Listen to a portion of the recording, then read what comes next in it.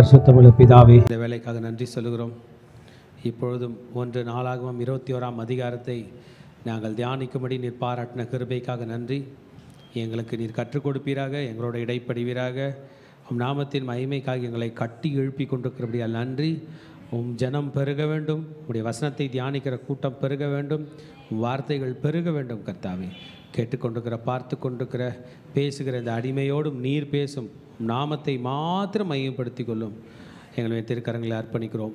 இயேசுவின் நாமத்தில் ஜெபங்கள் எடுக்கிறோம் நல்ல பிதாவே, ஆமென். சொல்லாமா? நம்ம உட்காருவோம். கர்த்தருடைய பரிசுத்த நாமத்துக்கு மகிமை உண்டாவதாக. தேவஜனமே, இன்றைக்கும் 1 நாளாகமம் 21ஆம் அதிகாரத்திலே தாவீது மற்றொரு தவறை செய்கிறார். சாத்தான் 2 விதமான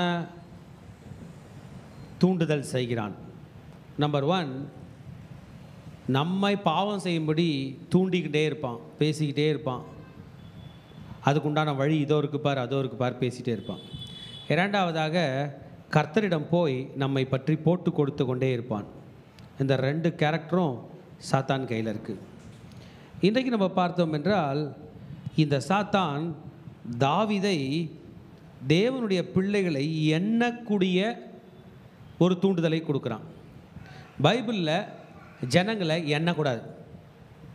அவன் 30 வயசுக்கு வந்துட்ட பிறகு, 20 வயசுக்கு மேலே ஆகிட்ட பிறகு ஆண்டவருடைய ஆலயத்துக்கு காணிக்கை கொடுக்க வேண்டும். அவன் பிறந்திருக்கிறான் அப்படின்னு காணிக்கை கொடுக்க வேண்டும். அந்த காணிக்கை கொடுக்குற நேரத்தில் தான் அவனை எண்ண வேண்டும். ஆனால் தாவீது பெருமைக்காக, தன்னோட மிலிட்ரியில் எத்தனை பேர் இருக்கிறாங்கன்றதுக்காக எண்ணும்படியாக அனுப்புகிறார். அதை தெரிஞ்ச யோவாப், படைத்தளபதியாக யோவாப், எண்ணக்கூடிய தகுதி பெற்ற யோவாப் அதை தடுக்கிறார். முடியாதுன்னு சொன்னாலும் தாவீது ஃபோர்ஸ் பண்ணுறார். போய் எண்ணிட்டு வா அப்படின்னு சொல்கிறது போல் சொல்லுகிறார். யோவாப் 10 மாதங்கள் ஆகிறது எண்ணி கொண்டு வந்து அறிக்கை கொடுக்க. இந்த 10 மாதத்துலேயும் ஒரு நாளும் தாவீது நம்ம தப்பு பண்ணோன்றதை உணரவே இல்லை. லிஸ்ட்டு கையில் வந்து அந்த லிஸ்ட்டை எண்ணும்போது தான் ஐயோயோ தப்பு பண்ணிட்டோம். சில நேரத்தில் நம்ம தப்பு பண்ணிட்டோன்ற உணவு உடனே வந்துடும், சில நேரம் பண்ணிக்கிட்டு இருக்கும் போதே வரும், பண்ணி முடித்ததுனால உண்டான பாதிப்பு வரும்போது வரும். 10 மாதமாக உணர்வு இல்லாத அளவுக்கு சாத்தான் தாவீதை மதிமயக்கி வச்சுருந்துருக்கான். இந்த 10 மாதத்தில் 9 மாதம் 9.5 மாதத்தில் கூட யோவாப்புக்கு ஆள் அனுப்பி போதும் போதும் நிறுத்தினா கூட தப்பிச்சிருக்கலாம். முழுமையாக செய்கிறான்.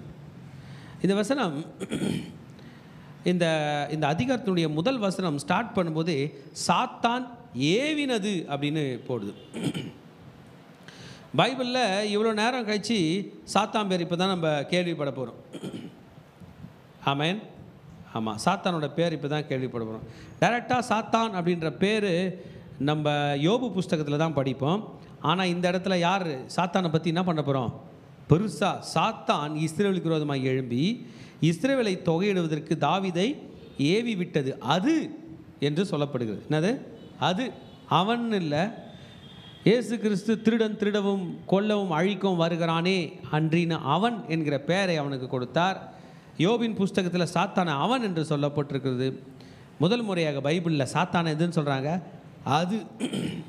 It indefinite article. த டெவில்னு போடல, அ டெவில்னு போட்டிருக்கா. ஏதோ ஒரு கன்ஃபியூஸ்டான ஒரு ஸ்டேட்டில் சொல்லப்பட்டிருக்கு. அவன் திருடனாய் இருக்கிறான். ஹல்லேலூயா. He forced David. பாவம் என்பது, தவறு என்பது நம்ம அறியாமல் நம்மளை ஃபோர்ஸ் பண்ணோம். நீ செஞ்சு தான் ஆகணும்னு நம்மளை நிர்கதி பண்ண வைக்கும். படிக்கணும் அப்படின்னு ஒரு ஃபோர்ஸ் வரும், ஆனால் எதிர்ப்போம். படிக்க முடியாதுமா போமா அப்படின்றோம். பாவம் பண்ணோன்னு ஒரு ஃபோர்ஸ் வரும், யாரை எதிர்க்கணும்னு தெரியாது, போய் பாவத்தில் விழுந்துடுவோம். நல்லா யோசித்து பார்த்தோம்னா கண்ணுக்கு தெரியாத ஒரு யுத்தத்தை தான் பிசாசு செய்து கொண்டிருக்கிறான். உங்கள் தன்னம்பிக்கையிலே பிசாசு ஜெயிக்க வேண்டும் என்றால் நீங்கள் தப்பு பண்ணுறீங்க, காற்று கூட மோதுறீங்க, கையை வச்சு காற்று அடிக்கிறீங்க, 10 அடி அடிக்கிறீங்க, உங்களுக்கு தான் கை வலிக்கும். ஆமென். சாத்தானை மேற்கொள்ளும்படியாகத்தான் ஆவிக்குரிய யுத்தத்தை இயேசு நமக்கு கற்றுக் கொடுத்தார். ரட்சணியம் என்னும் தலைசீரா, நீதி என்னும் மார்க்கவசம், சத்தியம் என்னும் கச்சை, சமாதானத்தின் சுவிசேஷத்துக்கு ஆயத்தம் என்னும் பாதரட்சை, ஆவியின் பட்டயமாகிய வேதவசம், விசுவாசம் என்னும் கேடயம் என்று சொன்னார். இதெல்லாம் சொல்லிட்டு போயிட்டா ஜெயிப்போம் இல்லை. ரட்சண்யம் என்னும் அது ரட்சிப்பு.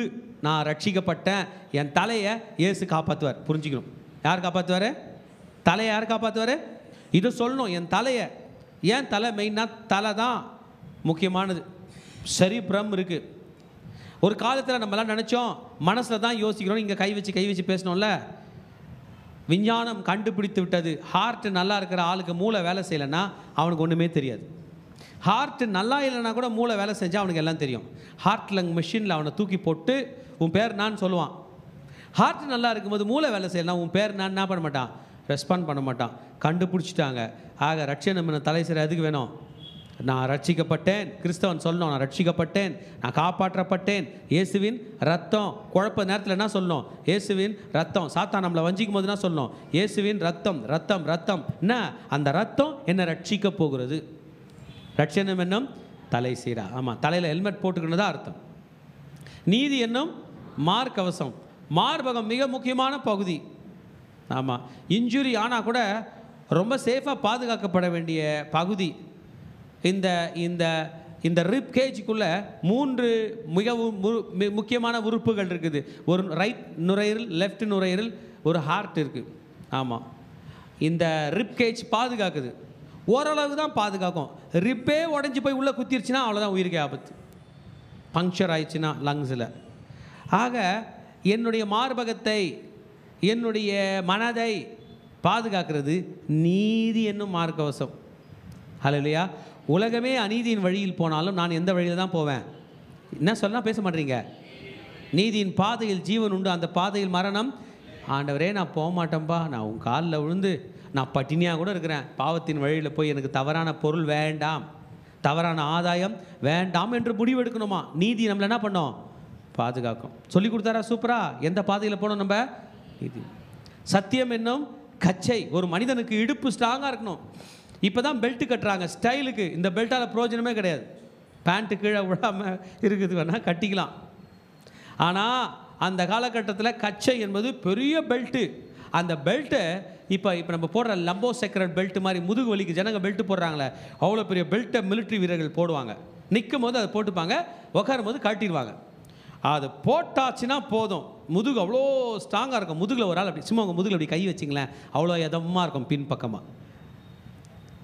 என்னை நிற்க வைக்கிறது சத்தியம். ஹல்லேலூயா. ஏன் ஆமென் சொல்ல மாட்டீங்க? சத்தியத்தின் பாதையில் தான் போவேன் என்று முடிவெடுக்க வேண்டும். இந்த பாவமான உலகத்தில், பிரச்சனை பண்ணுகிற உலகத்தில் தேவஜனமே பிரே பண்ணிட்டா பொழைச்சிப்பன்னு நினைக்காதீங்க. சத்தியம் என்னில் என்றும் பாதையில் போக வேண்டும் என்பதைத்தான் நாம் ஜெபிக்கிற ஜெபம் நமக்கு சொல்லுகிறது. எந்த பாதையில் போனோமா? சத்தியம், ட்ரூத், உண்மையின் வழியில் நான் போவேன். சாத்தான் சொல்லுவான், உண்மையின் வழியில் போனேன்னா உனக்கு ஒரு டீ கூட வழி இருக்காது, பொய்யின் வழியில் போனேன்னா உனக்கு கோடி கோடியாக பணம் வரும்னு காட்டுவான். கொடுக்க மாட்டாங்க. சாத்தான் 1ஆம் நம்பர் ஃப்ராடு. ஒருத்தருக்கு 1 கோடி ரூபாய் கொடுத்து இப்படி எடுத்துருப்பான். பேர் யார் பேர் வரும்? இவர் 1 கோடி ரூபாய் கடன்கார ஆகிடுவார். கொடுத்தான், எடுத்துட்டான். ஆனால் கர்த்தர் அப்படி கிடையாது. கர்த்தரின் ஆசீர்வாதமே ஐஸ்வரியத்தை தரும், அதனுடைய வேதனையை கூட்டார். வேதனை தரமாட்டார். எந்த பாதையா? நோ, சத்தியம் என்னும் கச்சை. சத்தியத்தின் வழியில் போனால் என்ன இருக்கும்? என்னால் நிமிர்ந்து நிற்க முடியும். அடுத்தது சமாதானம், சுவிசேஷத்திற்கு ஆயத்தம் என்னும் பாதரட்சி. நம்ம மைண்ட் அலர்ட்டாக இருக்கணும்னா, நம்ம மைண்ட் உண்மையிலே வேலை செய்யணும்னா, சுவிசேஷத்தை எப்படி சொல்லணுன்ற ஐடியாவே ஓடிட்டு இருக்கணும். நான் இவங்களுக்கு எப்படி இயேசு பற்றி சொல்ல போகிறேன், இவங்களுக்கு எப்படி இயேசாமி பற்றி சொல்ல போகிறேன், இவங்களுக்கு எப்படி கர்த்தரை பற்றி சொல்ல போகிறேன்ங்கிற சுவிசேஷத்துக்கு ஆயத்தமாக நம்ம இருந்தாலே போதும். நமக்கு வந்து அல்ஜைமர்ஸ் டிசீஸு, பார்க்கின்சன்ஸ் டிசீஸ் மாதிரிலாம் வராது. ஏன்னா மைண்டு அலர்ட்டாக இருக்கும், நம்ம ரெடியாக இருப்போம். ஹல்லேலூயா.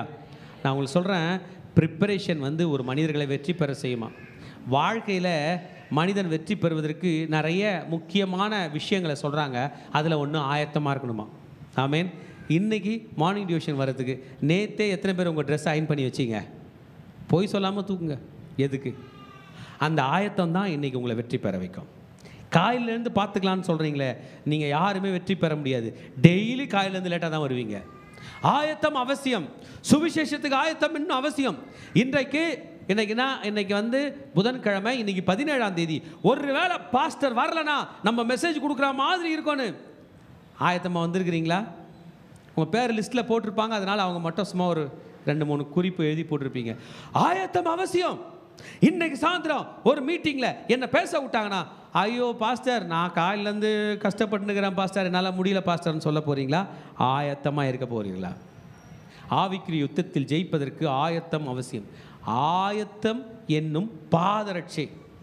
ஆமேன். ஒரு மனுஷன் ஷூ போட்டு ரெடியாக வீட்டு வாசலில் உட்காந்துக்கிறார். வாங்க போகலான்னா வர மாட்டாரா? சொல்லுங்கள். உள்ளே போய் சட்டை போட்டுன்னு வரணும்னு சொல்லுவாரா? ஏன்னா நமக்குலாம் தெரியும், ஷர்ட்லாம் போட்ட பிறகு லாஸ்ட்டாக தானே பண்ணுவோம், ஷூ போடுவோம். ஒரு மனிதன் தன் வாழ்க்கையில் எல்லாவற்றையும் முடித்து விட்டு சுவிசேஷத்தை பிரசங்கிக்கும்படியாக கூட ஆயத்தமாய் இருக்கிறான் என்கிற ஆயத்தம் அவசியம் பிசாசை ஜெயிப்பதற்கு என்று கர்த்தர் சொன்னார். இனிமே கவனிங்க, என் கூட ஊழியம் செய்கிற பிள்ளைங்கள்லாம் சண்டே சாயந்தரம் ரெடியாக இருங்க. யாரும் தயவு செஞ்சு லீவ் லெட்டர் கொடுத்துறாதீங்க.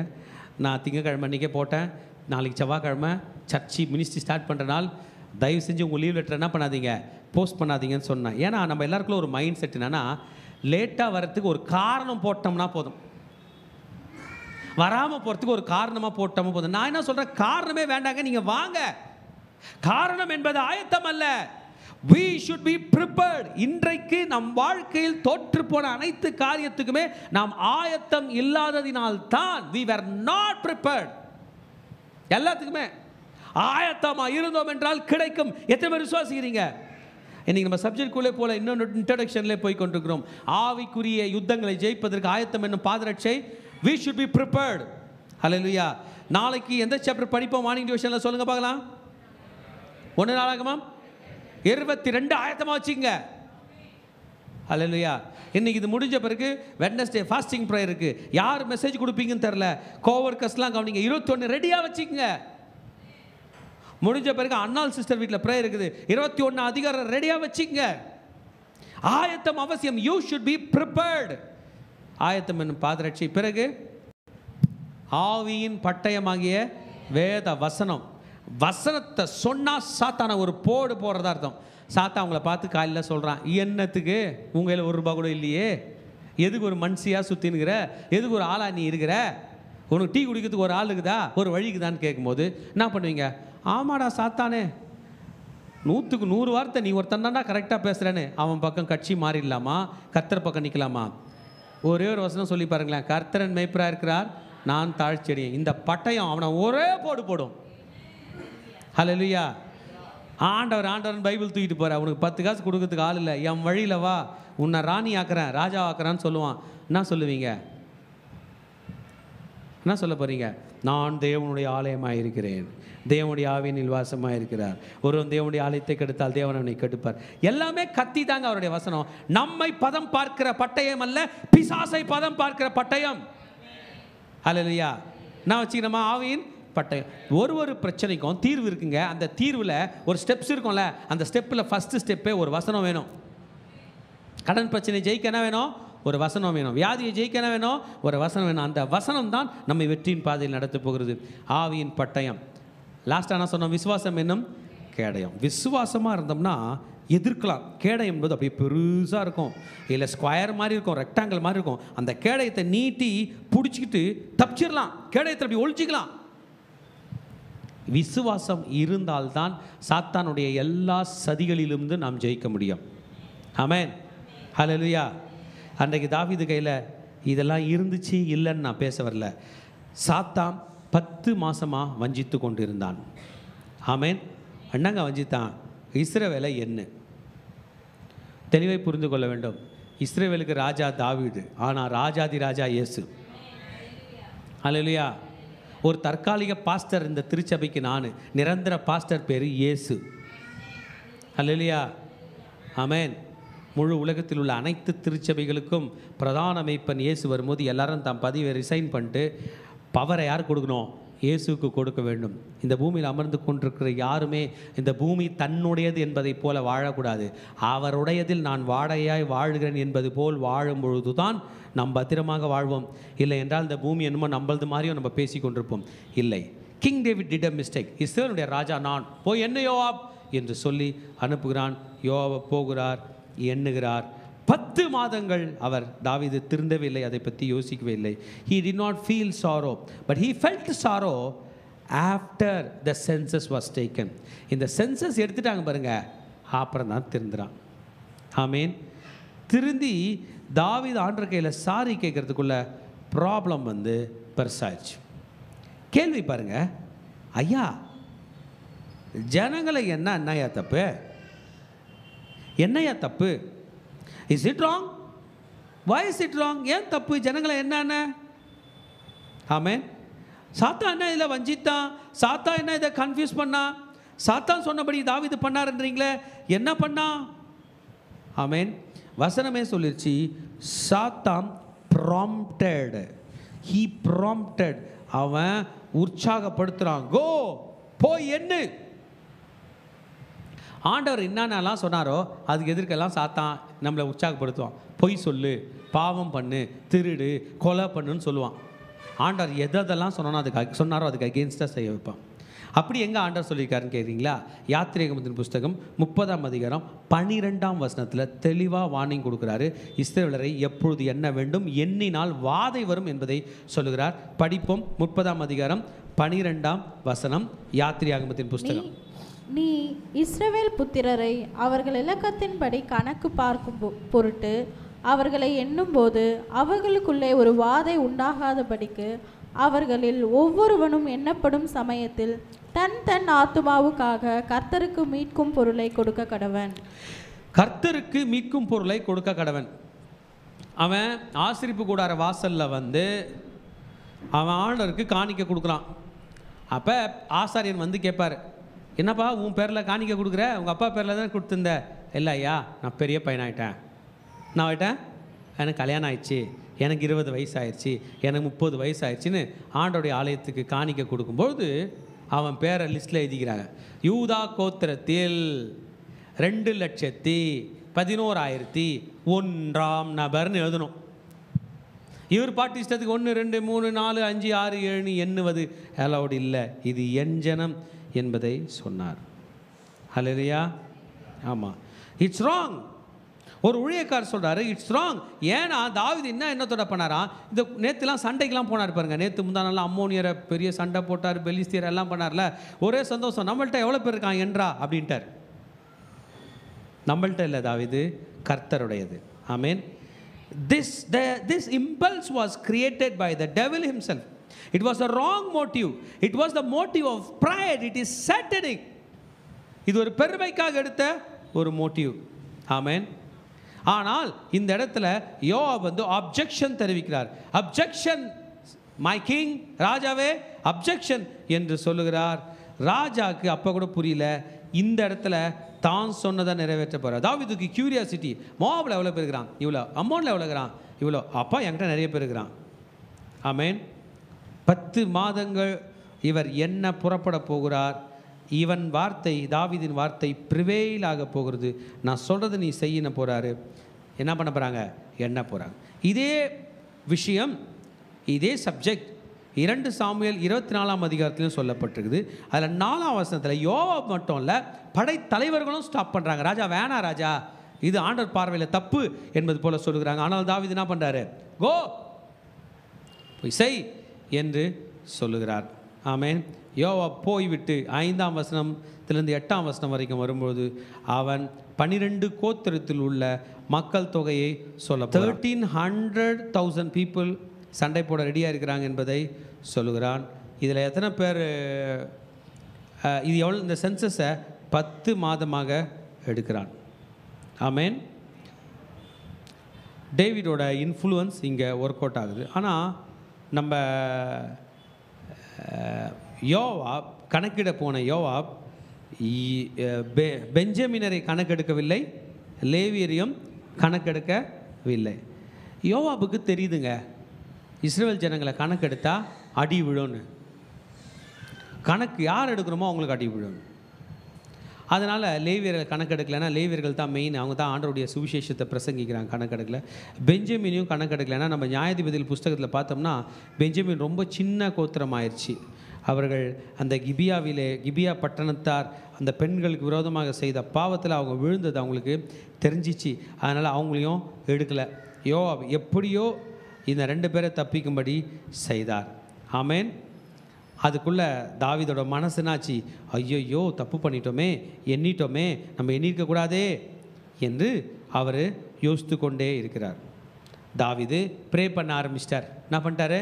ஆண்டவரே, நான் என்ன பண்ணிட்டேன்? தப்பு பண்ணிட்டேன் ஆண்டவரே, இந்த காரியத்தை செய்ததினால் மிகவும் பாவம் செய்தேன். இப்பொழுதும் உடைய அடியனின் அக்கிரமத்தை நீக்கிவிடும், வெகு புத்தியீனமாய் செய்தேன் என்றான். எப்போதும் போல காலையில் ப்ரேயருக்கு போயிட்டு என்னென்னமோ பேசிட்டு மனம் திரும்பாம அந்த தாவீது 10 மாத கடைசியில் இன்னைக்கு மனம் திரும்புதலான ப்ரேயர். எவ்வளோ நாள் தாவீது ப்ரே பண்ணலையா? பண்ணாருங்க. காலையில், மதியம், நைட்டு, அந்தி சந்தி மதியானம் வேலை ப்ரே பண்ணார். ஆனால் ப்ரேயர் ஆஃப் ரிப்பன்டன்ஸ் கிடையாது. நம்ம கூட ப்ரே பண்ணும்போது எனக்கு சில நேரம் யோசனையாக இருக்கும், இன்றைக்கி நம்ம ப்ரே பண்ணோம், நம்ம என்ன ஒழுங்கு மாதிரி ப்ரே பண்ணுறோம், இன்றைக்கி ஏதாவது ஆண்டவர் கையில் மன்னிப்பு கேட்கக்கூடிய விஷயம் ஏதாவது இருக்குமா அப்படின்னா ஃபஸ்ட்டே அதுதான் கேட்க தோணுது. ஆமேன். ஆண்டவரே, என்னை மன்னியும், என்ன அந்த தப்பு பண்ணிட்ட ஆண்டவரே, என்னை மன்னியும் ஆண்டவரே என்று சொல்லுகிற அளவுக்கு ஒரு ரிப்பன்டன்ஸ் ப்ரேயர், மனம் திரும்புகிற ஒரு பாவி நிமித்தம் பரலோகத்தில் மிகுந்த சந்தோஷம். ஏன்னா ஆண்டவர் ஒரு பிளான் வச்சுக்கிறார். அந்த பிளான் நம்ம பைபாஸ் பண்ணிட்டு போகிறோம், போயிட்டு அவர் கூடவே இருக்கிறோன்னு சொல்கிறோம். இப்போ தான் பாவம் செய்தேன், என்னை மன்னியும் என்று சொல்லுகிறான். கர்த்தர் அதுக்குள்ளே ஆன்சர் அனுப்பிட்டார். ஞான திருஷ்டிக்காரனாகிய காத்துடனே பேசி. காத் வராரு, ஞான திருஷ்டிக்காரன். காத் த சீர், இவர் ஞான திருஷ்டி ப்ரே பண்ணி ஆலோசனை சொல்லுகிறவர்கள் வந்து தாவீது கையில் 3 விஷயம் வைக்கிறாங்க. என்னன்னா, நம்பர் 1, ஏதாவது ஒன்று நீ சூஸ் பண்ணிக்க. 3 விரல் விடு. நான் விடு 3 விரல் விடுங்க பார்க்கலாம். 3 விரல். இது முதல் விரல் ரொம்ப பெருசாகுது இல்லை, நடு விரல் இல்லை. 3 வருஷம் பஞ்சமா? நான் வேணும் 3 வருஷம் பிரச்சனையை அனுபவிக்கணும். அந்த பிரச்சனை பேர் என்ன பேர்? பஞ்சம். அப்படிலாம் அடுத்தது 3 மாதம் உங்கள் பகைஞ்சர் வெட்டுவான், நீ ஓடிக்கினே இருக்கணும். அல்லது சிண்டு வரல 3 நாள் கொள்ளை நோயா? 3 வருஷம் பஞ்சமா, 3 மாதம் வெட்டா, 3 நாள் கொள்ளை நோயா? ஆமேன். இந்த இடத்துல நம்பர் இருந்தால் நம்ம என்ன பண்ணுவோம்? கொஞ்சம் யோசிங்களேன் எனக்காக. உங்களை பார்த்து ஆண்டவர் கேட்குறாரு, அடி கன்ஃபார்ம்டு. 3 வருஷமாக அடி வாங்குறியா சோறு தண்ணி இல்லாமல்? இல்லை 3 மாதமாக பக்கத்து வீட்டுக்காரங்களை அடி வாங்கின்னு பொழைச்சின்னு ஓடுறியா? இல்லை 3 நாள் ஜுரத்தில் படுக்கிறியா? என்ன சொல்ல போகிறீங்க? கவனிங்க. தாவீது ஒரு ஞானி. 3 வருஷம் பஞ்சோன்னுட்டு இருக்கலாம். என்னது? ஊரில் இருக்கிறவன் செத்துருப்பான், ராஜா சாக மாட்டார், அவருக்கு சாப்பாடு எப்படினாலும் கிடச்சிடும், பக்கத்து ஊர்லேருந்து வாங்கிக்கலாம். கரெக்டாக இல்லையா? தப்பிக்க முடியுமா? சொல்லுங்க, ஏன்ப்பா பேச மாட்டீங்க? கரெக்ட் தானேம்மா? ஆமாம், தப்பிக்கலாம். இல்லை சரி விடு, 3 மாதம் எதிரிகளை சண்டை. தாவீதுகளை பெரிய படகுது, அவன் வெட்டுவான். ஆனால் தாவீதோட நிழலை கூட பிடிக்க முடியாது. செத்தவன் சாவறான், நம்ம என்ன பண்ணலாம்? தப்பிக்கலான்னு சூஸ் பண்ணியிருக்கலாம் இல்லை? கரெக்ட் தானே? மைண்டு யோசிக்குதுல்ல, அப்பா 3 வருஷம் எவனோ சாவறான், நம்ம தப்பிச்சோம். இல்லை 3 மாதம் எவனோ சாவறான், நம்ம தப்பிச்சோம். ஆனால் ராஜா 3 நாள் கொள்ளை நோயை சூஸ் பண்ண போகிறார். கர்த்தர் காலில் விழ போகிறோம். என்ன தெரியுமா அர்த்தம்? கொரோனான்றது ராஜாவுக்கு மட்டும் இல்லை, ஏழைக்கு மட்டும் இல்லை, மொத்த பேருக்கும் வரும். நானும் சமம் என்பதை காட்டி அந்த தலைவன் அன்றைக்கு கர்த்தர் காலில் விழுந்தான். கொள்ளை நோய் ராஜா வீட்டுக்கு வராதானா? வரும், எல்லாருக்கும் வரும். எல்லாரும் போல் அடி வாங்கணும். ஆண்டவரே 3 நாளில் நான் உன் காலில் விழுறேன். கொள்ளை நோய் பற்றின பயம்னா தெரியுங்களாங்க? வெட்டுப்பட்டவன் கூட வெட்டு வாங்கிக்கின்னு ஹாஸ்பிட்டலில் அட்மிட் ஆகிடலாம். பஞ்சத்தில் இருக்கிறவன் கூட ஏதாவது ஒரு நாளைக்கு ஒரு தக்காளி சாப்பிட்டு கூட வாழ்ந்துடலாம். ஒரு தக்காளி அவ்வளோ இருந்தால் கூட போதும், வாழ்ந்துடலாம். கொள்ளை நோயின்றது வாய்ப்பே கொடுக்காதுங்க. நம்ம இந்த கொரோனாவில் ஜனங்க மூச்சு திணறலில் செத்ததை நம்ம பார்த்தோம். ஜுரத்தில் ஜனங்க சாகிறத நம்ம பார்த்தோம். கொடிய வியாதிகள், கொள்ளை நோய் என்பது ஒரு பயப்படக்கூடிய ஒரு விஷயம். மனிதர்களை கொத்து கொத்தாக அழிக்கக்கூடியது கொள்ளை நோய். சண்டையை காட்டிலும், யுத்தத்தை காட்டிலும் அதிகமாக அழிக்கக்கூடியது கொள்ளை நோய். இந்த கொள்ளை நோய்க்கு துவக்கம் மனிதனாய் இருக்க முடியாது என்று நினைத்த தாவீது அன்றைக்கு கர்த்தர் காலில் விழுவேன் என்று விழுந்து, நான் மனிதர் காலில் விழவில்லை ஆண்டவரே, எதிரிகள் காலில் விழவில்லை, பூமியின் காலில் விழவில்லை, உன் காலில் விழுகிறேன் என்று விழுகிறான். அந்த இடத்திலே கொள்ளை நோய் வருகிறது. 80,000 பேர் மடிந்தார்கள். 70,000 பேர் மடிந்தார்கள். 70,000 people. எத்தனை நாளில்? ஆமேன். ஆமாம், இப்போது வந்து போன இந்த COVID-19 என்கிற வியாதி உடைய கணக்கில் இறந்தவங்க கொஞ்சம் பேர், கணக்கில் வராமல் உலகங்க இறந்தவங்க முதல் உலகப்போர், இரண்டாம் உலகப்போர் சேர்ந்ததில் இறந்தவங்களோட அதிகமாக இருப்பாங்களாம் கணக்கெடுத்தா. உலகத்தில் உள்ள மொத்த கொரோனாவையும் அந்த வைரஸையும் பெருக்கி தொடப்போன்னு ஒன்று இருந்தால், மொரன்னு ஒன்று இருந்தால் பெருக்கி அள்ளி எடுத்துன்னு வந்தால் ஒரு ஸ்பூன் அளவு கூட வராதான். உலகத்தில் உள்ள அத்தனை பேரையும் கொன்ற கொரோனா எவ்வளோ அளவு கூட வராதான், அவ்வளோ சின்ன சைஸு அப்படின்னு பறந்த மாதிரி வந்தது. இவ்வளோ பேரை கொலை செய்தது. 70,000 பேர் 3 நாளில். அல்லையா? உடம்பு என்ன பண்ணுதுன்னே தெரியாது. சண்டைக்கு கூட போய் நிற்கலாம், 2 அடி வாங்கிட்டு நிம்மதியாக ஓடி வந்துடலாம். பஞ்சத்தில் கூட எப்படியாவது மயக்கடிச்சு விழுந்துட்டு திரும்பி அனுப்பிச்சிக்கலாம். ஆனால் கொள்ளை நோய் என்பது நம் மூளையை, நம் உறுப்புகளை, உடலை வேறு வழியாக்கிவிடும். கொரோனாவில் பாதிக்கப்பட்டவங்களுக்கு தெரியும், பாதிக்கப்பட்டு வந்தவங்களுக்கு தெரியும் உடம்பு என்ன பண்ணோன்னு. அல்லையா? இங்கே வசனம் சொல்லுகிறது, இந்த கொள்ளை நோயை கர்த்தர் இன்டியூஸ் பண்ண அப்படின்னா ஒரு தூதனை அனுப்புகிறார். அந்த தூதன் அழிக்க ஸ்டார்ட் பண்ணிட்டான். அழிக்க வந்தவன் எருசலேம் கிட்ட வந்துட்டான். ஆக கொள்ளை நோய் என்ன பண்ணுது? பரவுது. கிடு கிடு கிடு கிடு கிடு. எதில் பரவச்சு நமக்கு பைபிளில் போடல. ஆமேன். ஒரு கொள்ளை நோய் ஒரு வகையில் பரவும். ஆமேன். இல்லை, ராட்டில் பரவுற வியாதி பேர் என்ன பேர்? பிளேக். என்னதுங்க? பிளேக். அந்த எலி எங்கெங்கெல்லாம் ஓடுதோ அங்கே பரவும். எலி உங்களால் கண்ட்ரோல் பண்ண முடியுமா? ஆமாம். அந்த எலிக்கு முதல்ல உடம்பு சரியில்லை, அது பைத்தியம் பிடிச்சி ஓடுது எங்கெங்கயோ. ஓடுற இடத்துல அந்த வியாதி எலிக்கும் தொத்தும், மனுஷனுக்கும் தொத்தும். கொரோனா மனுஷனோட மனுஷன், வேறு யாருக்கும் வரல. ஆளுங்க இங்கேருந்து அங்கே போனாங்களாம் போயிடும், அவ்வளோதான். யார் கொண்டு வரானோ அங்கேருந்து அப்படியே கிடு கிடு கிடுன்னு பரவிடுச்சு. பறந்துருச்சா? 1 நாள் 2 நாளில் உலகம் ஃபுல்லாக பரவிடுச்சு. ஆமேன். அதுபோல் கொள்ளை நோய், காற்றுல பரவுகிற கொள்ளை நோய், காற்றுல பறக்க ஆரம்பிச்சிச்சு கொரோனா. ஆமேன். இந்த வியாதி எருசலேம் கிட்ட வந்து நிற்குது. கர்த்தர் எருசலேமை பார்த்து மனஸ்தாபப்படுகிறார். எருசலேமை தாவீது மட்டும் நேசிக்கல, கர்த்தரும் நேசிக்கிறார். சங்கரிக்கிற தூதனை பார்த்து உன் கையை நிறுத்து என்றார். அல்லேலூயா. என்ன சொல்லிட்டாரு? Stop your hand, stay now thine hand. உன் கையை நிறுத்துனும் போது ஸ்டாண்ட் ஸ்டில், நின்ட்டா. அட்டென்ஷன். இடத்த மார்க் பண்ணிக்கோ. என்ன பண்ணு? இடத்த மார்க் பண்ணிக்கிட்டா அது யாரோட லன்னா? எபூசியன் ஆகிய ஓர்னானின் களம். அல்லேலூயா. யாருங்க? எபூசியன் ஆகிய ஓர்னானின் களம். யார் இந்த எபூசியர்கள்? கானானியர், கிர்காசியர், ஏத்தியர், எபூசியர். கானானில் இருக்கிற 7 வகையான ஜாதிகளில் ஒருவர். இஸ்ரவேலர்கள் கிடையாது இவங்க. யாருங்க? இவங்க ஜூஸ் கிடையாது, யூதர்கள் கிடையாது, ரூபனியர்கள் கிடையாது. காத்து கோத்திரத்தார் யாரு? எபூசியர்கள். நம்ம இதே நாளாகமத்தின் புஸ்தகத்தில் படித்தோம், சாமுவேல்லையும் படிச்சிருக்கிறோம். இந்த எருசலேமே எபூசியர்கள் கையில் தான் இருந்துக்குது. எபூசியர்கள் சொன்னாங்க, நீங்கள் இங்கே வந்தீங்கன்னா எங்கள் ஊரில் உள்ள குருடர்களே உங்களை ஓட விடுவாங்க அப்படின்னு தாவீதை பார்த்து சொல்லும்போது போய் பிடிப்பார். பேக் வழியாக போய் எருசலேமை பிடிச்சிருப்பார். ஸ்டில் எபூசியர்கள் வாழ்ந்து கொண்டு தான் இருக்கிறாங்க. தாவீதோட நல்மனம் பொறுத்துக்கிட்டவங்களாம் என்ன பண்ணுறாங்க? இருக்கிறாங்க. அப்படி ஒருவன் தான் இந்த ஓர்னான் என்று சொல்கிற அருணா. என்ன பேருங்க அவருக்கு? ஓர்னானும் பேர், அருணானும் பேர். கரெக்டாக நின்று மார்க் பண்ணிட்டா யாரோட லேண்ட் வந்துருச்சு சொல்லுங்க? ஓர்னானோட களம். அவன் எந்த ஜாதிகாரன்? எபூசியன். தாவீதோட லேண்டில் வந்து விழ, சவுலோட லேண்டில் வந்து விழ. சவுல் கிபியால இருக்கார். ஜெருசலேமில் யாரோட லேண்டில்? யோவாபோட வீட்டுக்கிட்ட வந்து விழ. யார்கிட்ட வந்துருச்சு? ஓர்னான் களத்தில் வந்து நின்றுச்சு.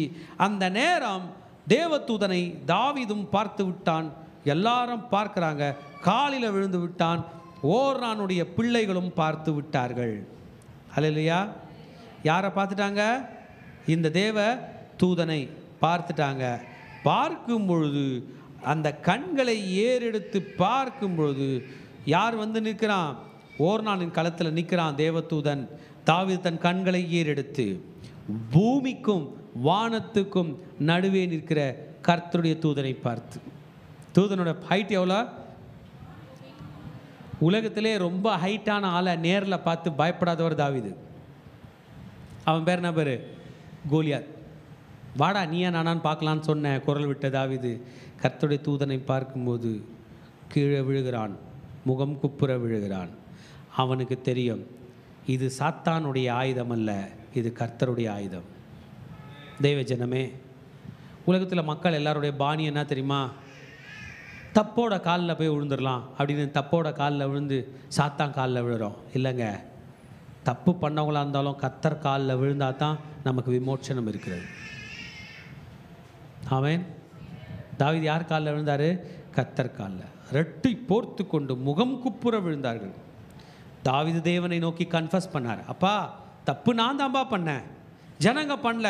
வண்டர்ஃபுல்லான ஸ்டேட்மெண்ட்டுங்க. இன்னைக்கு பூமியில் எந்த மனிதனும் நான் தப்பு செஞ்ச என்ன தண்டிங்க, அவங்கள விட்டுருங்கன்னு சொல்லலை. இரண்டு தலைவர்கள் தான் சொன்னார்கள். ஒன்று தாவீது, இன்னொரு தாவீதின் வேறாய் தோன்றின இயேசு. நான் தப்பு பண்ணேன்னு சொல்ல, நான் தான் இயேசு, நான் தான் மேசியா, இது நான் என்றால் அவர்களை போக விடுங்கள் என்று தன் சீஷர்களை காப்பாற்றினார். அவர் மெய்ப்பராய் இருக்கிறார். அந்த கர்த்தர் தான் இயேசு. அந்த கர்த்தர் எனக்கு மெய்ப்பராய் இருக்கிறார் என்று சொன்ன தாவீது, நான் தான் தவறு செய்தேன், இந்த ஆடுகள் என்ன செய்தது, இந்த பாவம், இந்த ஆபத்து என் மீதும் என் தகப்பன் வீட்டுக்கும் விரோதமாக இருப்பதாக என்றான். தெய்வ ஜனமே, ஆண்டவர்கிட்ட வந்து பாவத்தை கன்ஃபஸ் பண்ணுறது தான் உண்மையான வீரத்தனம். ஆண்டவர் கையில் பாவங்களை மறைப்பது கோழைத்தனம். நம்ம நினைப்போம் தப்ப மறைச்சா நான் வீரன். இல்லை, தவறுகளுக்கு மன்னிப்பு கேட்கிறவன் தான் வீரன். அவன் தான் ராஜாவின் அபிஷேகம் பெற்றவன். ஹல்லேலூயா. கர்த்தர் காலில் விழுந்த அடுத்த செகண்டே ப்ராப்ளம்க்கு சொல்யூஷன். நான் உங்களுக்கு சொல்கிறேன், என் தேவனை எத்தனையோ ஆண்டுகளாக வழிபட்டு வந்து கொண்டிருக்கிறேன். நம்ம தப்பு பண்ணிட்டு மறைக்க பெருசாகும். ஒரு நிமிஷம் நான் தான்பா தப்பு பண்ணிட்டேன், என்னை காப்பாற்றிருப்பான் கையை தூக்கும் போது அவரா மாதிரி எக்ஸலண்ட்டான சொல்யூஷன் கொடுக்கறத நான் பார்த்ததே கிடையாது. அடுத்த நிமிஷமே சாகும் வரையில் போனால் கூட அங்கேருந்து மீட்டு காப்பாற்றுகிற தேவன் தான் இயேசு. கையை தூக்குனாரு. அப்பா, நான் தான்பா தப்பு பண்ணேன், என்ன மன்னிச்சிருப்பா, இவங்கெல்லாம் ஒன்றும் பண்ணலப்பா என்று சொல்லும் போதே கர்த்தர் எனக்கு ஒரு பலிபீடத்தை நீ கட்டு என்று சொல்லிட்டார். பில்ட் அன் ஆல்டர், ஒரு பலிபீடத்தை கட்டு, நான் பார்த்துக்கிறேன். புரிஞ்சுங்க, பிரச்சனையில் இருக்கிறவர்களே, கடன் பிரச்சனையில் இருக்கிறவர்களே, வியாதியில் இருக்கிறவர்களே, தொல்லையில் இருக்கிறவர்களே, நீங்கள் செய்த தவறுனால் தான் பிரச்சனை வந்திருக்கும். ஆனால் அந்த பிரச்சனை தீர்க்கிறதுக்கு ஒரு ரகசியத்தை சொல்லி கொடுத்துறார். போய் எங்க பலிபீடம் கட்டுங்க, ஸ்தோத்திர பலி செலுத்துங்க, போங்க. ஹல்லேலூயா. வண்டர்ஃபுல்லான எக்ஸ்பிளனேஷன். போய் என்ன பண்ணு, பலி செலுத்து. அதே இடத்துல எந்த இடத்தில் தோற்றாயோ, எந்த இடத்தில் பிரச்சனையும் நீயும் முட்டிக்கொண்டு நிற்கிறீர்களோ, விட்டா தேவதூதன் தாவீதை அடிக்கணும். இப்ப தாவீதை மூப்பரை நிற்கிறாங்க. அடுத்த வியாதி யாருக்கு வரணும்? தாவீதுக்கு தான். தாவீதை தாண்டி தான் போகும். ஸ்டாப் பண்ணக்கூடிய பவர் அந்த தலைவன் கையில் இருந்தது. நமக்கு விரோதமாய் வருகிற ஆபத்தை, நமக்கு விரோதமாய் வருகிற அடியை ஸ்டாப் பண்ணக்கூடிய பவர் நம்ம கையில் இருக்குது. The power of confession. என்ன மன்னிச்சிருங்க என்று சொல்லுகிறது நமக்கு வருகிற ஆபத்தை தடுக்கும். ஹல்லேலூயா. நான் தான் தப்பு பண்ணேன், இவங்கெல்லாம் தப்பு பண்ணல, என்னை மன்னிச்சிருங்க என்று கேட்டான். தாவீது அந்த இடத்துல என்னை மன்னிச்சிருங்கன்னு கேட்கல, என்னை சாகடிச்சிருங்கன்னு கேட்டார். என்ன அடிங்க, மீதி பேரை விடுங்க, கர்த்தருக்கு இது பிடித்திருந்தது. வாடா, என் மந்தையை மேய்க்க வந்த நல்ல மேய்ப்பனே என்கிற பெயரை அவனுக்கு கொடுத்தார். ஹல்லேலூயா. ஆமாம். ஓர்னானும் பார்க்கிறான், அவன் ஒரு புறஜாதியான். அப்பா, இந்த கொள்ளை நோய் நம்மள யாருக்கும் வரல. புரிஞ்சுங்க, எபூசியர்களுக்கு வரல, ஏத்தியர்களுக்கு வரல, கானானியர்களுக்கு வரல, கிர்காசியர்களுக்கு வரல. ஆனால் யாருக்கு வருது? இஸ்ரவேலுக்கு மட்டுமே வருகிறது. இந்த கொள்ளை நோய் எப்படி வருது? இது ஒரு தேவதூதன் மூலமாக வருது. அவனும் அவனுடைய 4 குமாரரும் தேவதூதனை கண்டபோது ஓடி போய் ஒளிந்து கொண்டிருந்தார்கள். ஓர்னான் மட்டும் மெதுவாக போர் அடிச்சுட்டு என்ன பண்ணுறாரு? பார்த்துக்கிட்டே இருக்காரு. ஃபுல் சினாரியோ தெரியுது. தாவீதும் மூப்பர்களும் ஒரு பக்கம், நடுவில் தேவதூதன், ஓர்னானும் அவங்க பிள்ளைங்களும் அவங்க களத்து மேட்டில் களத்தை போர் அடிச்சுட்டு இருக்கிறாங்க. தேவதூதன் நிற்கிறான், தாவீது விழுந்து கிடக்கிறாரு. அந்த பிள்ளைங்க போய் ஒளிஞ்சிக்கிட்டாங்க. ஆமேன். காத்து சொல்லிட்டாரு, இந்த இடத்துல நீ பலிபீடம் கட்டு, நீ வெட்கத்தை அனுபவித்த அதே தேசத்தில் பலிபீடம் கட்டு.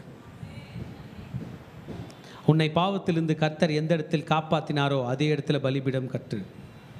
உன்னை எந்த ஆபத்திலிருந்து கர்த்தர் மீட்டாரோ அதே இடத்துல பலிபீடம் கட்டு என்று சொல்ல தாவீது அங்கே போகிறார். ஓர்னான் கிட்ட நிற்கிறாரு. ஓர்னான் கையில் கேட்குறாரு, இந்த இடத்த எனக்கு தா.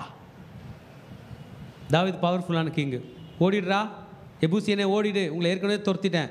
No, always we should do good fight. எனக்கு தா, காசுக்கு தா. எப்படி தா? ஓர்னான் வந்து ஃப்ரீயாக கொடுக்குறடி. ஆண்டவனே நீ வாங்கிக்கோ, ஃப்ரீயாக எடுத்துக்கோ, வந்தா மாடுகள் இருக்குது, போரடிக்கிற உருளைகள் எல்லாம் இருக்குது, கோதுமை இருக்குது, எல்லாத்தையும் கொடுக்குறோம், எடுத்துங்க. அப்படி அல்ல, உன் கையிலே இலவசமாய் வாங்க மாட்டேன். இலவசமாக தாவீது வாங்கியிருந்தார்னா அந்த ஓர்னானோட களத்தில் டாக்குமெண்டேஷனில் என்ன வந்திருக்கும்? தாவீது பேருக்கு ஃப்ரீ வில்லுன்னு ட்ரான்ஸ்ஃபர் ஆகிருக்கும், உயில்னு வந்திருக்கும். தாவீது தாம் பேரில் நேம் ட்ரான்ஸ்ஃபர் பண்ணி எல்லாவற்றையும் விலைக்கு வாங்கி 600 சேக்கல் நிறை பொன்னை ஓர்னானுக்கு கொடுத்து அதிக விலை கொடுத்து வாங்கி கர்த்தருக்கு பலிபீடம் கட்டி பலிகளை செலுத்தி விண்ணப்பம் பண்ணுகிறான். கர்த்தர் அவனுக்கு உத்தரவு கொடுத்து தேவதூதனை பார்த்து பட்டயத்தை உரையிலே போடு என்று சொல்லுகிறார். அங்கே கர்த்தருக்கு அவன் பலியிடுகிறான். இந்த நேரத்திலே கர்த்தர் பிரச்சனையிலிருந்து தீர்வு தருகிறார். ஆமேன். அதுநாள் வரைக்கும் தாவீதோட மனசில் நான் ஆண்டவருக்கு ஆலயம் கட்டணும். உடன்படிக்கை பெட்டியை எடுத்துகிட்டு வந்து அவர் ஒரு கூடாரம் போட்டு வச்சு அங்கே வச்சுருக்காரு. ஆக்சுவலாக ஆசரிப்பு கூடாரம் கிபியோனில் இருக்குது. அந்த கிபியோனில் வழிபாடுகள் நடந்துருக்குது. இப்போ எருசலேமில் கொண்டு வந்துட்டார், அங்கே ஒரு வழிபாடு நடந்துருக்குது. ஆண்டவர் சொன்னார், எருசலேமில் இருக்கிற கூடாரத்தை எங்கே ட்ரான்ஸ்ஃபர் பண்ண போகிற? இங்கே. லேண்டு வாங்கிட்டார். கட்ட போகிறது யார்? அவங்க மகன் கட்ட போகிறார். லேண்டு வாங்கினது யார்? அப்பா லேண்டு அந்த டாக்குமெண்ட்டில் பட்டால ஓர்னானோட லேண்டை யார் வாங்குவார்? தாவீது வாங்குவார். ஓர்னான் பேரில் இருக்கிற டாக்குமெண்ட்டு தாவீது பேரில் ட்ரான்ஸ்ஃபர் ஆகி தாவீது பேரில் இருக்கிறது கர்த்தர் பேரில் ட்ரான்ஸ்ஃபர் ஆகும். அல்லேலூயா. ஆமாம். போய் அந்த இடத்துல பலிபீடத்தை கட்டும்படி விட்டு கொடுக்குறான். என் செய்தியை கேட்டுக்கொண்டிருக்கிற தேவ ஜனமே, ஒரு ப்ராப்ளத்தை நம்ம மேலே உள்ளவங்க எப்படி சால்வ் பண்ணுறாங்கன்னு நம்ம படிக்கிறோம் தானே. நம்ம சீனியர்ஸ் எப்படி எக்ஸாம் எழுதுனாங்கன்னா அவங்க நோட்ஸை வாங்கி படிப்போம். எத்தனை பேர் படிச்சிருக்கீங்க? வாங்கி படிப்போம். இல்லை, போன வருஷம் எப்படி எக்ஸாம் இருந்துச்சின்னு கேட்போம். நீங்கள் இந்த பிரச்சனைலேருந்து எப்படி வெளியே வந்தீங்கன்னு நம்ம கேட்போம். அதுபோல் ஒரு மிஸ்டேக் பண்ணால் அதுலேருந்து எப்படி வெளியே வருதுன்றதை தாவீது நமக்கு சூப்பராக எக்ஸ்பிளைன் பண்ணியிருக்கார்.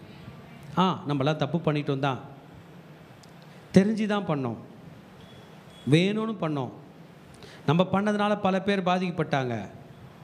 ஆனால் நைஸா தப்பு நான் பண்ணிட்டேன், மீதி பேர் பாதிக்கப்பட்டிருக்காங்க, இன்னமும் நான் தப்பிச்சுப்பேன், அவங்கள மாட்டி கொடுப்பேன்ங்கிற வழியில் போனவன் தலைவன் அல்ல. முன்பதாக வந்து நின்று கைகளை உயர்த்தி இந்த பிரச்சனைக்கெல்லாம் காரணம் நான் தான் என்று சமர்ப்பிக்கிறான். அந்த ஐடியாவே ஆண்டவருக்கு பிடிச்சிருக்கு. என்ன? நான் தான், என் மேலேயும் என் தகப்பன் வீட்டு மேலேயும் வர வேண்டும் என்று சொல்லுகிறான். கர்த்தர் இரக்கப்படுகிறார். தன் பாவங்களை மறைக்கிறவன் வாழ்வடைய மாட்டான், அவைகளை அறிக்கை செய்து விட்டு விடுகிறவன் இன்றைக்கு இரக்கம் பெறுவான். செய்தி கேட்டுக்கொண்டிருக்கிற மகனே மகளே, தெளிவாக புரிஞ்சுங்க. நம்ம பாவத்தை மறைக்கிறோன்றோம்ல, எங்கே மறைக்கிறோம்? மண்ணு தோண்டி போதிக்கிறோமா? இல்லை, மனசில் மறைக்கிறோம். மனசில் மறைஞ்சிருந்தா நம்ம மண்ணுக்குள்ளே போயிட்டாலும் திரும்பி எழுப்பும்போது உள்ளேருந்து வெளியே வரும். ஏன்னா யார் மனசுலே இருக்குது? நம்ம மனசு. ஒரு வழி இருக்குது, மனசில் இருக்கிறத திறந்து காட்டு வெளியே ஊற்றிடணும். என்ன பண்ணோம்?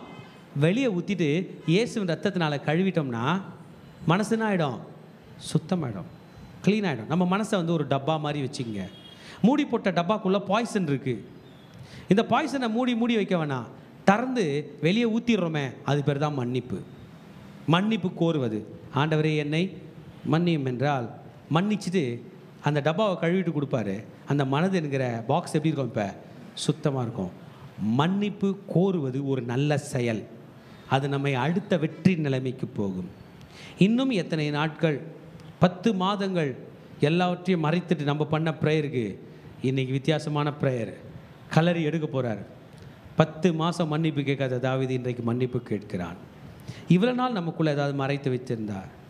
எனி அப்ரேசிவ் மெட்டீரியல், நம்ம மாத்திரம் குத்துறதில்ல, மற்றவர்களையும் குத்துகிற ஏதாயிலும் ஒரு காரியம் இருக்கும் என்றால் இன்றைக்கு கர்த்தர் சந்நிதியில் சரணடைய போகிறோம். அருணாவின் களம் போன்று இன்றைக்கு கர்த்தருடைய ஆலயத்தில் வந்திருக்கிறோம். இங்கே தேவன் நின்று கொண்டிருக்கிறார். வானத்துக்கும் பூமிக்கும் தொடர்புடைய இடம் கர்த்தருடைய ஆலயம். பூமியில் பேசுகிறது, பரலோகத்துக்கு நேராக போகக்கூடிய ஒரு இடம் ஒன்று உண்டென்றால் அது தேவனுடைய ஆலயம். இன்றைக்கு நாம் எழுந்து நின்று இந்த இடத்துல தாவீதை போல கர்த்தர் சந்நிதியில் விழுவோம். தலைவர்களாகிய நாம் செய்த தவறுகள், குடும்ப தலைவர்களாகிய நாம் செய்த தவறுகள், முன்னோடிகளாக இருந்த நாம் செய்த தவறுகள் எல்லாவற்றுக்கும் மன்னிப்பு கேட்கிற நாள். கைகளை கர்த்தருக்கு நேராக அப்படியே உயர்த்தி சரண்டராகக்கூடிய நிலை. ஒரு ஒரு தவறு செய்தவன் கையை உயர்த்தி நின்று மன்னிப்பு கூறுவது போல லெட்ஸ் சரண்டர் பிஃபோர் காட். அப்பா என்ன சரண்டர் பண்ணுறேன். சும்மா கை தூக்க வேணாம் தேவச்சனமே, நம் மனதிலே அவரிடத்தில் காலில் விழலாம். ஆண்டவரே, நானும் என் படையும் என் ஜனங்களும் மூப்பரும் ஊழியர்களும் சேர்ந்து உம்மிடத்தில் சாஷ்டாங்கமாய் விழுகிறோம் என்று கர்த்தர் சந்நிதியில் நாம் விழப்போகிறோம். கர்த்தர் பார்த்து கொள்வார். ஆண்டவர் காலில் விழுறது தப்புன்னு நினைக்காதீங்க. உண்மையின் காலில் வந்து விழுறது தப்புன்னு நினைக்காதீங்க. சத்தியத்தின் காலில் விழுறது தப்புன்னு நினைக்காதீங்க. சத்தியத்தின் கரம் இரும்பு கரம் போல இருக்கும், ஆனால் அது நம்மை வாழ வைக்கும். பொய்யின் கரம் மென்மையாக இருக்கிறது போல இருக்கும், அது நம்மை அழித்து விடும். பொய் வாழ்க்கையை பற்றி பேசும், ஆனால் அது அழிவை நடத்தும். சத்தியம் தண்டனையை பற்றி பேசும், ஆனால் அதுதான் வாழ்க்கையை கொடுக்கும். இயேசு சொன்னார், நானே வழி, நானே சத்தியம், நானே ஜீவன் என்று. முதலாவது கர்த்தருக்குள்ள சரண்டர் ஆகும். அப்பா, நான் நினைத்தவைகள் தவறு ஆண்டவரே, நான் யோசித்தவைகள் தவறு ஆண்டவரே, நான் திட்டமிட்டவைகள் தவறு ஆண்டவரே, உமக்கு விரோதமாகும், பரத்துக்கு விரோதமாகும் ஆண்டவரே, நான் செய்த தவறுகளுக்காக மன்னிப்பு கோருகிறேன் என்று சொல்லுவோம் என்றால் கர்த்தர் நம்மை நடத்த வல்லவராக இருக்கிறார். ஆண்டவர்கிட்ட அப்படியே ப்ரே பண்ணலாமா? அப்பா, எங்களை மன்னியும் ஆண்டவரே.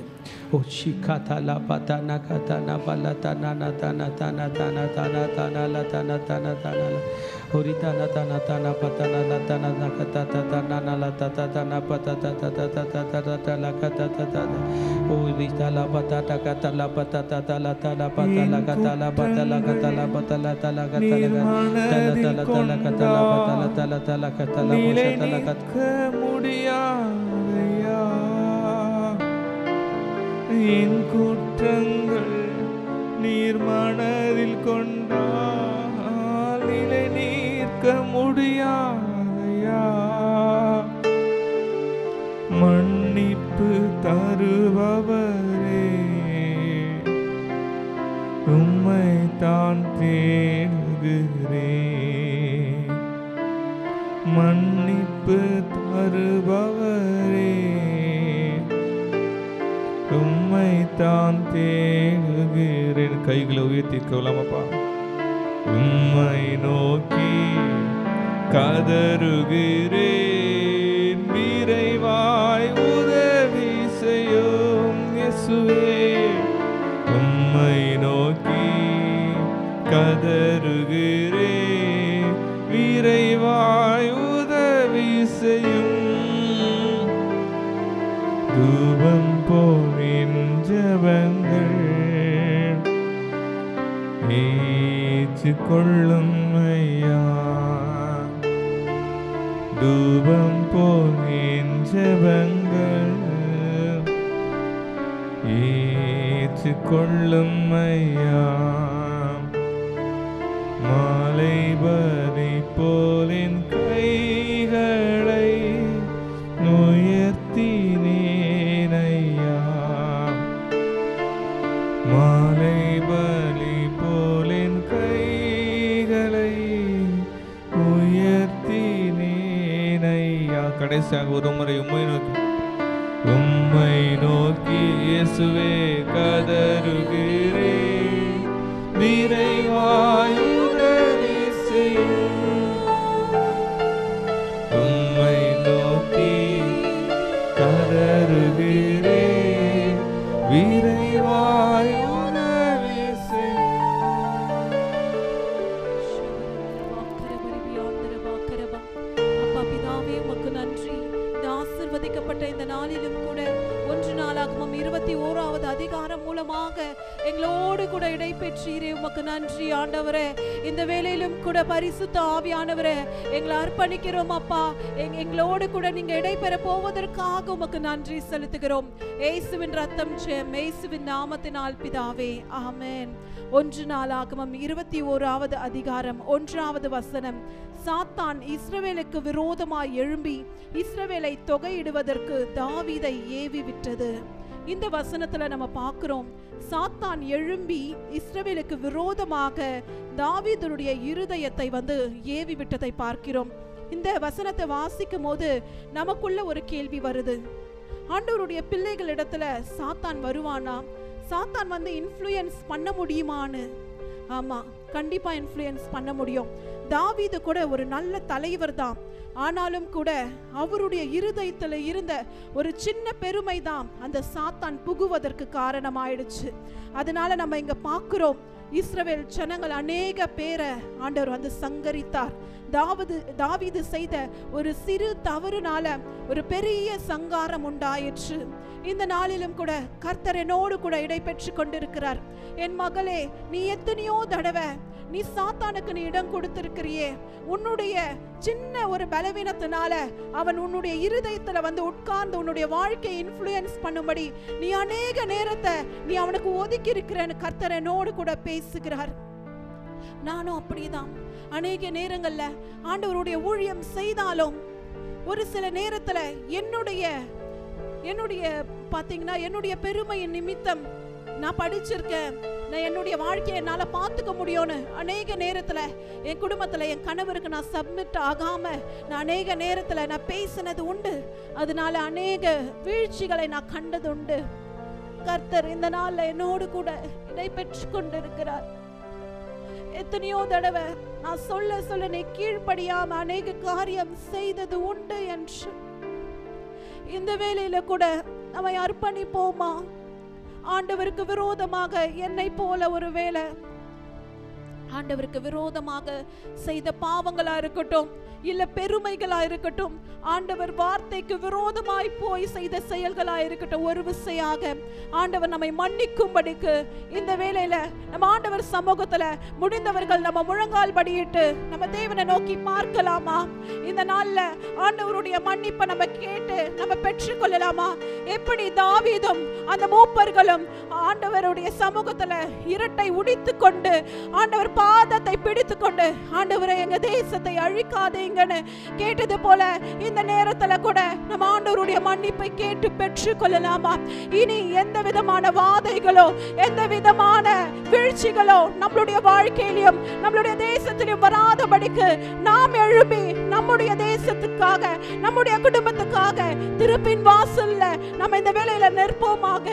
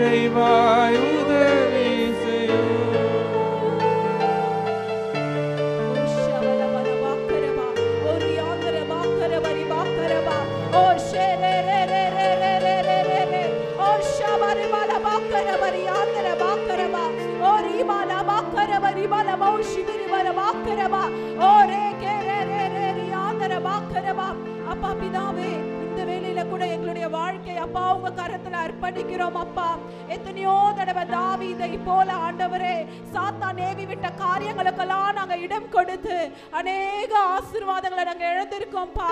அநேக நேரத்துல உங்களுக்கு கீழ்ப்படியாம போயிருக்கிறோம். அநேக நேரத்துல நாங்க பெருமையில போயிருக்கோம் ஆண்டவரே. அநேக நேரத்துல எங்க சுய புத்தியின் மேல சாய்ந்து ஆண்டவரே எத்தனையோ ஆசீர்வாதங்களை இழந்திருக்கிறோம்ப்பா, சமாதானத்தை இழந்திருக்கிறோம் ஆண்டவரே. இந்த நாள்ல பாயங்களை நாங்க அர்ப்பணிக்கிறோம்.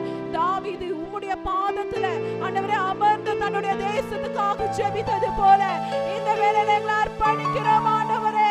அப்பா நாங்க எதுல எங்களை மாற்ற மாற்றிக்கொள்ள வேண்டும் ஐயா. இதோ இந்த வேளையில எங்களுக்கு ஆண்டவரே பகுத்தறிகிற ஆவியை நீங்க தாங்கப்பா. இனி ஆண்டவரே நாங்க சாத்தானுக்கு இடம் கொடுக்காமல் ஆண்டவரே நாங்கள் பரிசுத்த ஆவியானவருடைய வழி நடத்துதலின்படி நாங்கள் வாழ்ந்த எல்லாவற்றையும் ஆண்டவரே ஜெயத்தோடு ஆண்டவரே அப்பா நடக்க உதவி செய்யும் ஆண்டவரே. அப்பா இந்த வேளையில கூட அப்பா எங்களை ஆசீர்வதிங்கப்பா. இதோ ஒரு விசையாக எங்க தேசத்திற்காக நாங்க திறப்பின் வாசல்ல நிற்கிறோம்.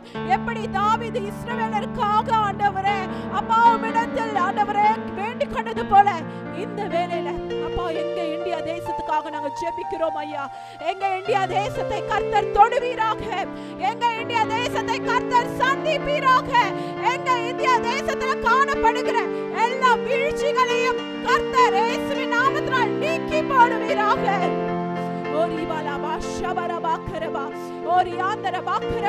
ஒரு விசையாக எங்க தேசத்தின் மீது மனம் இறங்கும் ஐயா. அப்பா நீங்க மனம் இறங்கும் தெய்வம். அப்பா தீங்குக்கு மனஸ்தாபப்படுகிறவரே இதோ எங்க தேசத்தில் காணப்படுகிற கொள்ளை நோய்கள், எங்க தேசத்தில் காணப்படுகிற அப்பா எல்லா ஆண்டவரே விக்கிரக ஆராதனைகள், எங்க தேசத்தில் காணப்படுகிற எல்லா பாவங்கள் அப்பா இதோ ஆண்டவரே எல்லாவற்றையும் ஒரு விசையாக நீங்க நீக்கி போடுங்க அப்பா. எங்களை பரிசுத்தப்படுத்துங்கப்பா. எங்க தேசத்தை ஆசீர்வதிங்கப்பா. எங்க தேசத்துல காணப்படுகிற எல்லா தீங்குக்கும் ஒரு விசையாக மனஸ்தாபப்பட்டு எங்க தேசத்தை ஆசீர்வதிங்கப்பா. இந்த வேளையில எங்களுக்கு எங்க தேசத்துக்காக நாங்க உங்க பாதப்படியில வந்து காத்து இருக்கிறோம் ஆண்டவரே. அப்பா எங்க ஜெபத்தை கேட்டு எங்க இந்தியா தேசத்தை கர்த்தர் தொட்டதற்காக உமக்கு நன்றி நன்றி நன்றி ஆண்டவரே. தொடர்ந்து நீர் எங்களை வழி நடத்தும். இயேசுவின் ரத்தம் ஜெயம், இயேசுவின் நாமத்தினால் பிதாவே, ஆமென். இப்பொழுதும் கூட நம்ம ஒரு தீர்க்க தரிசன செயல் செய்யலாம். நம்ம எழுந்து நின்று நம்மளுடைய இருதயத்துல நம்ம கைகளை வைத்துக் கொள்ளலாம். நம்ம ஒரு டிக்ளரேஷன் சொல்ல போறோம். இனி நாங்கள் சாத்தானுக்கு இடம் கொடுக்காமல் பரிசுத்த ஆவியானவருக்கு இடம் கொடுத்து அவருடைய நடத்துதலின்படி எங்களுடைய வாழ்க்கையை வெற்றியாய் வாழ்ந்து ஜெயமுடன் முடிப்போம். ஆமென். இயேசுவின் ரத்தம் ஜெயம், இயேசுவின் நாமத்தினால் பிதாவே.